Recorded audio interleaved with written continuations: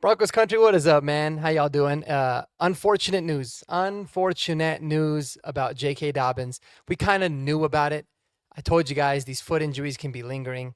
We got some bad news from Tom Pelissero and Ian Rappaport that JK Dobbins is going to be out for the foreseeable future, and that IR is a possibility. And then IR being a possibility, that probably tells you that it's roughly a 4 to 6 week injury. So they're thinking, do we have the roster space? Do we not? To be honest with you guys, I think tomorrow the Broncos will ultimately put him on IR. I think it would just be the smart move. You don't want to rush him back anyways. If it means one more game, that's fine. You got to open up a roster spot. So we're going to get into that and some potential replacements. But one thing I wanted to kind of redact was a statement that I've been making for the last couple of days that, to be honest with you, I don't know why this didn't cross my mind until today, but I was really convinced because knowing Sean Payton and knowing how he's not always trusting of rookies and he's kind of got his guys, I figured, you know what, Tyler Bidet is probably going to step in and be not necessarily the workhorse, but a very big part of this running back rotation. And that obviously very well could be the case. And a lot of the reason I was thinking that was maybe they really like what they've developed in RJ Harvey, and they want RJ to continue developing in that way because they feel like he's probably a decent runner. It seems like they're really content with the pure rusher that he is, but they really want for him to be a dual threat so that eventually he can take off. And so I thought, Tyler Bidet was named the starter last year. Sean Payton really likes him. I felt like it makes sense. But then I thought to myself, Tyler Bidet is the only legitimate third down back that we have on this team right now. Like, if Tyler Bidet goes down, you're talking about a running back that can pass protect. RJ Harvey has proven this year that he's not ready to do it yet. And we know Jaleel McLaughlin can't do that. And so that is really an important position. You know how important it is in general, especially for Sean Payton. So does he want to take Tyler Bidet out of that role, right? Because they had Javonte last year in terms of being a pass protector. Do they want to take him out of that role and risk really having this running back room be thin?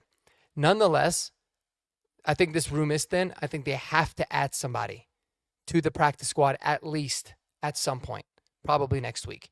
So we're going to go through a couple of the different options here, and we are going to see who would be someone that could actually make a lot of sense. I did link in the description below a video to David Talks Broncos channel today. He had a really great video talking about Gus Edwards being an awesome option for the Broncos. So we're not going to get into him that much on this one, but I think Gus Edwards would be very solid. I mean, he's not the Gus Edwards that he was back in the day with the Ravens, but he's a veteran back, a bruiser, someone that can get you the tough yards, and you know what you're going to get in terms of a veteran. But let's get into a couple of other names that I think make a lot of sense, right? And this one is kind of more intriguing than I thought it would be. So there's some pros and some cons, but the first one is Sincere McCormick. All right, a lot of y'all remember him. He took over as the Raiders running back for the last few games last year in 2024. And you know what, guys? He showed a little bit of pop. He had 39 carries, 183 yards. And he ended up also, I believe, let me go over here. I think he had a decent amount of catches too. Let me see. Sorry, guys. He had 6 catches. 6 catches for 29 yards. So he didn't really do much in the pass game. But as a rusher on offense, again, he's someone that you'd think I'd figure out PFF eventually, but obviously I can't. But he's someone that, listen, he had 39 carries, 183 yards. He had a 4.7 yard average in the few games. The running game for the Raiders was miserable last year. Obviously, that's why they took Ashton Genty. But, Sincere McCormick was kind of the only bright spot. I thought he showed a little something in those games. He's currently on the practice squad for the 49ers. So he could be someone that we could snatch up off of the practice squad and put onto the 53. It gets a little bit murky here because you've got guys like you have to be able, if you're going to take him off the practice squad, you got to put him on the 53. Gus Edwards, you don't have to do that because he's a free agent. And there's a couple other guys that are like that. But in this case, it would have to be putting on the 53, which, like I said, you can always find the room if you really wanted to do it. But I think Sincere McCormick is somebody that, could make sense. He's still a relatively young player. I love the fact that he's spent the practice squad with San Francisco. I think if you're going to be with Bobby Turner, the legendary running back coach, and you're just going to be able to spend some time with him, there's a lot that you can learn. You also know that, you know, he's going to be really comfortable in the wide zone scheme, and he's going to be comfortable in some gap schemes that he ran a lot last year in Vegas. So he'll he's someone that he could add some benefit. Now, some negatives to him is he's not really the biggest guy. You know, if you look at the guys on the roster now, RJ Harvey's definitely the bruiser, the biggest of the bunch at 5'8", 208 pounds of just pure muscle. You got Julian McLaughlin, who's a tiny guy, and you've got a Tyler Bidet, who's also a tiny guy. So, yeah, ideally you'd like to have someone that can give you a little bit more size. But, again, he's someone that I think can make a lot of sense. Another dude that we're going to talk about here today is DJ Dallas. All right, what do you guys remember about DJ Dallas? Well, DJ Dallas spent a lot of his career in Seattle with Pete Carroll and all those guys. And, you know, he's a little bit bigger guy, 5'10", 215 pounds. Was a fourth-round pick back in 2020 out of Miami and played, is currently, he was drafted by the Seahawks, currently on the Carolina Panthers practice squad. Here's something that kind of popped out to me about DJ Dallas. I remember he's an explosive, fast guy. A lot of long runs and long touchdowns in his career, and he's a pretty damn good kick and punt returner as well. So that's a bonus. You saw kind of what happened when Marvin Mims went down. You had to bring up a practice squad guy. DJ Dallas at least has a ton of experience on special teams. So I don't really know what kind of experience he's got from a coverage standpoint. Looks like he actually's got quite a bit. 43 on punt returns and 56 on punt coverage. So, and then he's also 86 on kick coverage. And that was just last year with Arizona. In his career, yeah, this guy's a four-phase special teams player. So he gives you a lot of special teams benefit as well, which we know this Broncos team could use. But overall, I mean, he's someone that hasn't had a whole lot of opportunities in his career, 128 carries, but 531 yards, a 4.1 yards per carry average, 4 touchdowns. I think he also had a receiving touchdown or 2, I think a few of them actually, in his career. Yeah, 2 of them in his career. So he's got some pass catching ability, 64 catches in his career, 407 yards. Never been a full-time guy, and that always begs the question as to why. But listen, we're not looking at somebody to come in and be what Latavius Murray was for us when we signed him off the streets several years ago. So, yeah, DJ Dallas is someone that I think could make a lot of sense for this team, mainly because, again, he brings you a lot of experience. He's still relatively young, doesn't have a lot of tread on his tires. And in addition to him, he can give you a lot of special teams value, and we know we need that. That's the big thing about Jaleel McLaughlin, is that he doesn't give you special teams value, and he doesn't give you much in the pass game. That's always been the frustration with him. Like, I love the person. I love some of the flashes that Jaleel's shown, but he just kind of does one thing, and that's running between the tackles, and he's not a very big guy. So it puts him at a really big disadvantage. But nonetheless, he's going to be a part of this too. So DJ Dallas is someone that I think to keep a close eye out on. Before we get to the last guy, I think it's just important to talk about how, listen, if the Broncos are really going to weather this storm of not having JK Dobbins, all while also trying to figure out how to, diminish the penalties on offense, how to get Bo in the offense into a better rhythm, and just have a more consistent offense in general, they're going to need to have a very clear plan at the run game. In fact, they're probably going to have to lean on the run game now more than ever. And it's unfortunate that we don't have our best runner, who has over 700 yards already in the season, in JK Dobbins, to do that. But what I'm hoping that Sean Payton does is just give RJ Harvey workhorse numbers. You kept talking about RJ when they were asked about him last week and really throughout the season. What did you see from him in USF? What did you see from him? And people comparing him to not really comparing him directly to Alvin Kamara, but how did you view Kamara versus how you viewed Harvey? And he said, listen, it was unique because with Kamara, we saw immediately that he was a really great pass catcher, and we wanted to see what kind of runner he could be. So he was actually ran the ball a lot early on in his career, in addition to catching the football. He said, with RJ, we saw the rushing ability. And that's kind of what everyone that scouted this running back class saw with RJ Harvey. I mean, I think that there was really no doubt that he's a really good runner, but it was, can he catch the ball? Can he be a pass protector? Those are all the things that were the big questions. And he's proven that he's actually a pretty dang good receiver. So if they felt like he's a really good rusher of the ball, then they need to give him a lot of rushing attempts. He's got the frame to be able to hold up. I like the fact that he's now got 10 games under his belt. He's definitely got some experience. I think he's going to be ready to roll, and he's the guy that gives you the most upside in everything. And with his power running, with his ability to his contact balance is shown to be really good. He's quick in space. He's got some explosion. He's got some top end speed. There's a lot of things that you really like about RJ Harvey. So that's what I'm hoping that this coaching staff does. I don't want to see this three-headed monster running and splitting up the carries, 8 carries for RJ, 8 carries for Bidet, 6 carries for Jaleel, like trying to get everybody involved. Listen, it's not the time to make friends, and it's not the time to make everybody happy. We need to be able to get these guys, this running game, to be consistent, productive, and really wear teams down. And that starts this week in a huge game against the Chiefs. So that's what I'm hoping to really see, no doubt about it. All right, getting into my third guy that we're going to add to David Talks Broncos list. This is another guy on a practice squad, and that is Cam Akers, man. Cam Akers, you can make the argument, is JK Dobbins light. He is the poor man's version of JK Dobbins. Their career trajectories are actually incredibly similar.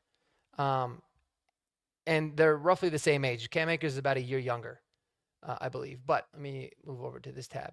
But here's the thing about him. Like, he was a second-round pick. JK Dobbins was a second-round pick. This guy came out of Florida State. They're both built very similarly, 5'10", 217 pounds. And I'll tell you what, man, when Cam Akers was healthy, or at times in his career, he looked dynamic. He just really could not get over the injury bug. It was bad.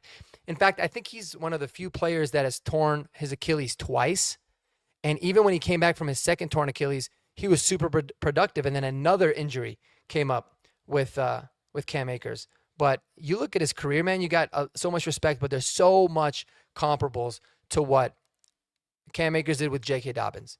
I still think, like I said, I think J.K. Dobbins is better. I think his body hasn't worn out with all the injuries as much as Cam Akers has, per se. But, this is a really talented player that was really productive for a lot of years. But unfortunately, again, he just couldn't get out of his ways when it came to the injury bug. But, I mean, you look at his couple stints in Houston and Minnesota back in 2024. He had 109 carries, 483 yards, 2 touchdowns, averages of 4.4. Couple of injury-riddled seasons here in LA, but in the other 2 seasons where he was relatively healthier, you got a guy that rushed for 846 yards as a rookie with 4 touchdowns, and 786 yards in his third year with 7 touchdowns and a 4.2 and a 4.4 average in those years. So lots of production, lots and lots and lots of production there that you really love to see. And again, in the receiving game, I remember he's a pretty damn good receiver too, if I'm not mistaken. Yeah, I mean, 63 catches in his career, 4 touchdowns, 515 yards. He can really do a lot of that, and I'm pretty certain he can actually block pretty good as well. Is there even blocking here? Oh, probably have to do this. Yeah. So you go, I mean, as a pass blocker, he's actually had some of his bad games, at least last year, but he's had a lot of years where he's been really solid in that department, according to PFF, only giving up 1 sack in his entire career, and he's got quite a bit of experience doing it. So he's got the capabilities of being a good pass blocker as well, which is always important, in my opinion, when you're looking at this. So listen, Cam Akers right now, he is on the practice squad, I believe, of some team. I think the Texans. Let me see where Cam Akers is. Let's go look at Cam Akers real quick. You would think I'd be a little bit better prepared, but you know what? It is what it is at this point. Yeah. All right. So he is on the practice squad of the Vikings. So he's back in Minnesota, and he's on the practice squad there, kind of doing his thing. So, I mean, I like to look at guys on practice squads over, guys that have been sitting on the couch for several months or, working on their own like Gus Edwards does, because you at least feel like they're in some sort of decent shape. But people forget, man. I mean, Cam Akers, 5-star recruit coming out of high school, highly touted, went to a big-time program in Florida State, was very good, very, very good at Florida State. Super productive, man, catching the ball, running the football. People compared him to Dalvin Cook, not just because they both went to Florida State, but he had a lot of that. Solidly built guy, 4.47. And again, you don't just get drafted in the second round by fluke, right? He was a very talented player, and he had a really good rookie season. Tears his Achilles in 2021, comes back, and ends up having a really good comeback season after this year. And if you guys remember, when the Broncos got absolutely boat raced in the Hackett year, and ultimately what ended up getting Hackett fired when they lost to the Rams 51-14, Cam Akers had 118 yards and 3 touchdowns in that game. So he was the one that was cooking. Everybody was cooking us in that game, but he ended up having a really good year. And then, he finished that year with 786 yards, and then, just kind of ends up getting in the doghouse. I don't really know exactly what it was for. They ended up getting rid of him, and he goes to Minnesota, and this is where he tore his left Achilles again. And then after that comes back and really still had some decently productive seasons. Even after that, I mean, in a sense of like you look at Minnesota, what he did for him last year, right? Not a whole lot of carries, but a 4.6 yard average. I mean, he's still coming out there and making plays for teams after having just a lot of different injuries that he had to deal with. And what happened to him at the 2021 season? Oh yeah, that's the one where he tore it in training camp. And so basically, like I said, JK Dobbins 2.0, but man, this is actually somebody that I think would make the most amount of sense because he kind of checks all the boxes that you've been looking for. You're not looking for someone that's going to carry the load, that's going to be a day one starter. You're really just looking for a player that is experienced, is a veteran, has had some production, that can, pass protect and come in and give you some production in a pinch for a few games. And Cam Akers has shown to do that. Now, aside from the injuries, it seems like he's kind of been in the doghouse with a few different teams. So I don't know if there's an attitude problem or anything there. I'm not going to speculate, but you always ask those kinds of questions because it's not like he's ever been a cap casualty or a big cap hit for a lot of these teams that they force him to have to keep him, but yet they'd always end up kind of replacing him at that position. So I don't know what his weaknesses would be aside from his injury history, but that's obviously something that we can do a little bit more digging in. But yeah, I would love to know what you guys think, man. Let me know down below in the comments. And if you guys like this video and you're not a subscriber already, welcome. I hope I've earned a subscription from you, and hope you guys can hit the subscribe button for me, like the video, comment for the algorithm. But yeah, again, check out David Talks Broncos videos. It's going to be linked down below where he talks about Gus Edwards as someone that can make a lot of sense. And you can add the names DJ Dallas, Sincere McCormick, and Cam Akers to that list. These are 3 guys that are currently playing on practice squads that have got some experience that could add something of value to this running back room. That being said, yes, the 3 guys on the roster now should get the first opportunity, no doubt about it. And listen, you spent the 2nd round pick on RJ Harvey, the 60th overall pick in the draft. All right. Which is, 8 picks more than Cam Akers was. But I mean, it's a very big time pick for you. It's a big investment. You don't just pick a guy in the 2nd round for no reason. Now is your opportunity to show why that is. You got to give the young man the opportunities. I think he's put his head down. He's worked. He's grinded. He's tried to work on aspects of his game that he wasn't used to doing, and I think he's transitioned very well to the NFL. And it's very similar, man. Like you spent the 1st round pick on Jahdae Barron. You don't really need him early on in his career. He kind of just keeps his head down. But in the opportunities that he's gotten, he's shined. He's played really well. You saw that last year with Chris Abrams-Drain, right? Even though he was a 5th round pick, didn't really get a lot of opportunities. But when he finally did, he did very, very well for the team. So maybe those examples can make Sean Payton a little bit more open-minded to giving rookies more playing time. You can see that he had a little bit of a a quicker turnaround of taking the leash off of Pat Bryant this year, our 3rd round pick. So it's time. Sean, it is time. Give RJ Harvey 20 carries against the Chiefs and see what he can do. My bold prediction, and I don't know if you necessarily call it bold, is that they do roll with RJ. They give him 15 to 20 carries, and I think he rushes for over 100 yards in this game because he is one touch away from taking it to the house. You've seen it. You've seen 2 long ones already this year. All right, y'all. I appreciate it, man. That's going to do it for this video. Y'all have a wonderful rest of your day. And until the next one, go Broncos, baby. Peace out.